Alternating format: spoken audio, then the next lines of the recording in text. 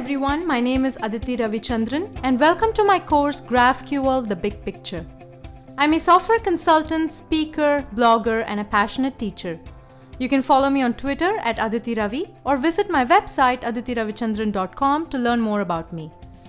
Are you curious to learn about an alternate approach to REST?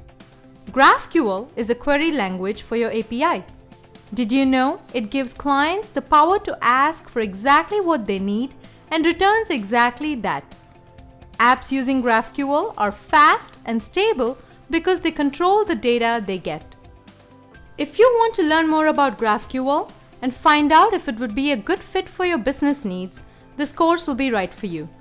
In this course, GraphQL The Big Picture, some of the major topics that we will cover include a big picture overview of what is GraphQL, learn GraphQL core concepts, and then we will talk about why GraphQL, and finally we'll look into the diverse GraphQL ecosystem and tooling. By the end of this course, you'll have a solid understanding of GraphQL and its power. You'll be able to decide if GraphQL is a good fit for your business and team. I hope you'll join me on this journey to learn GraphQL with GraphQL The Big Picture course at Pluralsight.